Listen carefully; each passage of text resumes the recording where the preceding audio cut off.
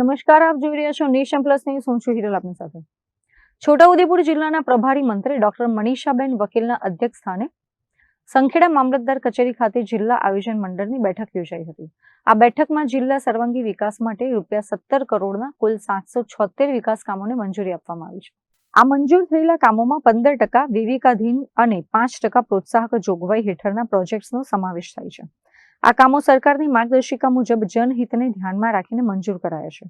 આ બેઠકમાં વર્ષ 2022 થી અત્યાર સુધીના પ્રગતિ હેઠળના તેમજ અપ્રારંભિક કામોની પણ તાલુકાવાર અને નગરપાલિકા વિસ્તાર મુજબ વિગતવાર સમીક્ષા કરવામાં આવી છે.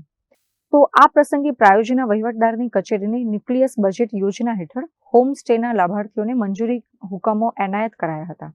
આ પહેલેથી જિલ્લા પર્યટન અને સ્થાનિક રોજગારીને વેગ મળશે તેવી અપેક્ષા છે. તો બીજી તરફ બેઠકને સંબોધતા પ્રભારી મંત્રીએ જણાવ્યું હતું કે લોકપ્રતિનિધિઓ દ્વારા સૂચવાયેલા નાગરિકોની પ્રાથમિક જરૂરિયાતો સાથે જોડાયેલા કાર્યોને પ્રાથમિકતા આપી સત્વરે શરૂ કરવા જોઈએ. તેમણે અગાઉના વર્ષના બાકી રહેલા કામોને પણ ગુણવત્તા સાથે ઝડપી પૂર્ણ કરવા વહીવટી તંત્રને તાકીદ કરી હતી.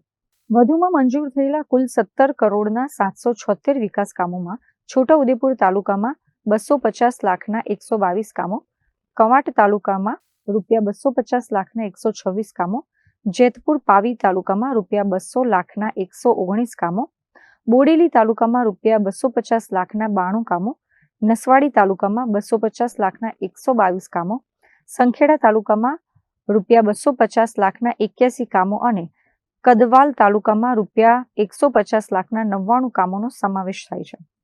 નગરપાલિકા કક્ષાએ છોટાઉદેપુર નગરપાલિકામાં ₹50 લાખના 8 કામો અને બોડેલી નગરપાલિકામાં ₹50 લાખના 6 કામોને મંજૂરી મળી છે. આ બેઠકમાં ધારાસભ્યો અભિસિંહ તડવી, રાજેન્દ્રસિંહ રાઠવા, જયંતિભાઈ રાઠવા, જિલ્લા કલેક્ટર ગાર્ગી જૈન, પોલીસ અધિક્ષક ઇમ્તિયાઝ શેખ, પ્રાયોજના વહીવટદાર કલ્પેશ કુમાર શર્મા, જિલ્લા આયોજન અધિકારી જે પટેલ સહિત વિવિધ વિભાગોના અધિકારીઓ અને તમામ તાલુકા વિકાસ અધિકારીઓ ઉપસ્થિત રહ્યા હતા. Rehan Patel, Nation Plus News, Chhota Udepur. સમાચારોના સતત અપડેટ મેળવવા માટે અમારી નેશન પ્લસ ન્યૂઝની યુટ્યુબ ચેનલને સબસ્ક્રાઇબ કરો, બેલ આઇકન દબાવો અને જોડાયેલા રહો ફેસબુક, ઇન્સ્ટાગ્રામ અને ટ્વિટર પર.